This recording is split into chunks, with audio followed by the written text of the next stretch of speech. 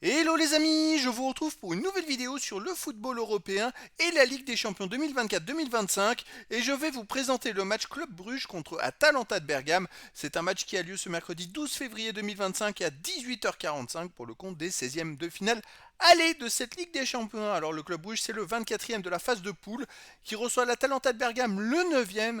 Dans cette vidéo on va revenir sur le classement de la phase de poule avec les statistiques des deux équipes. On verra également tous les résultats de ces deux équipes dans cette compétition, ainsi que le classement des meilleurs buteurs et des meilleurs passeurs de la Ligue des Champions 2024-2025. Puis on enchaînera par les 10 derniers résultats de toutes compétitions confondues, les stades du Club Bruges et de l'Atalanta de Bergame, et on terminera par les compositions d'équipes et tactiques éventuelles, ce qui nous permettra d'avoir une idée et une tendance à cette rencontre. Alors donc, au classement, c'est vrai que je le rappelle que c'est un championnat avec 36 équipes et 8 journées.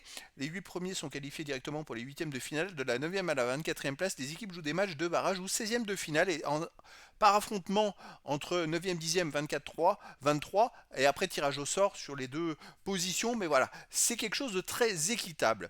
Et donc l'Atalanta de Bergame a fini 9e de la phase de poule avec 15 points en 8 matchs, 4 victoires, 3 nuls, une seule défaite, 20 buts marqués, seulement 6 buts encaissés plus 14 de différence de but. Ils ont raté l'une des 8 premières places pour seulement 1 point. Il manquait pas grand chose, surtout qu'ils ont un très bon goal average.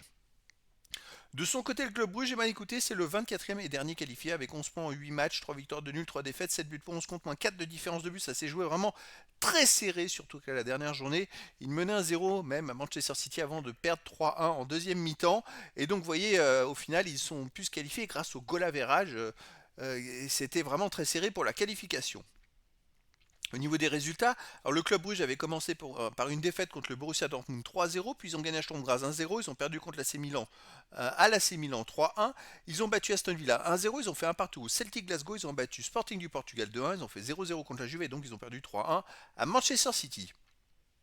L'Atalanta de Bergame de son côté a commencé par un nul contre Arsenal 0-0, puis ils ont gagné à Shakhtar Donetsk 3-0, ensuite ils ont fait nul contre Celtic Glasgow 0-0, ils ont gagné 2-1 au VfB Stuttgart, 6-1 au Young Boys Bern, ils ont perdu à domicile contre le Real Madrid 3-2, ils ont battu Sturm Graz 5-0 et ils ont fait 2-2 au FC Barcelone, donc il y a quand même des résultats intéressants. C'est une équipe quand même très solide. Au niveau des meilleurs marqueurs, pour l'Atalanta de Bergame, il y a deux KTLR avec 4 buts. C'est le seul joueur des deux équipes qui apparaît dans les 18 premiers. Et pour les meilleurs passeurs, deux KTLR et Zappacosta de l'Atalanta de Bergame sont dans le classement. Ils sont 8e ex aequo avec 3 passes décisives. Et il n'y a pas d'autres joueurs des deux équipes dans les 18 meilleurs passeurs de la Ligue des Champions pour l'instant.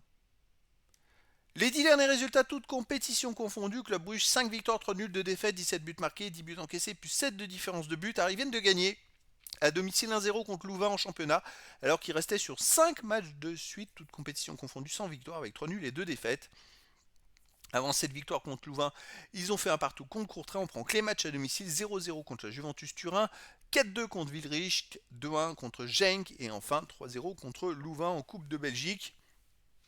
Alors c'est vrai que sur les 6 derniers matchs à domicile, il y a quand même 4 victoires et 2 matchs nuls, dont ces 4 victoires, il y en a 2 contre Louvain.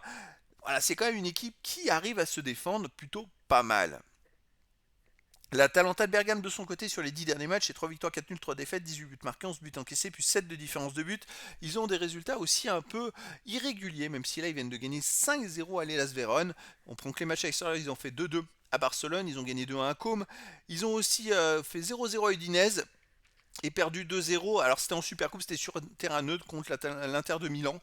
Ça reste une équipe voilà irrégulière en ce moment, qui est plutôt solide, capable de normalement de faire un jeu de pressing très intéressant, mais qui demande beaucoup d'énergie. Alors pour moi, ils sont favoris l'Atalanta de Bergame et je les verrais bien gagner à l'extérieur au Club Bruges 2-1. Mais après dans le foot, tout est possible. Au niveau des compositions d'équipe et tactique, pour le Club Bruges, on aurait du 4-2-3-1, gardien Mignolet, défense Seyss, Ordonez, Michel, De Kuyper, milieu de terrain défensif Onyedika, Vetlesen, milieu offensif Elie Nilsson, Vanaken, Zolis et attaquant Jutgla. Et pour l'Atalanta de Bergame, on aurait du 3-4-1-2 avec gardien Rui Patricio, défense poche Yen, Jim City, milieu de terrain Bellanova de Roon, Ederson Zappacosta, milieu offensif Pasalic, attaquant De Ketelaere et Retegui.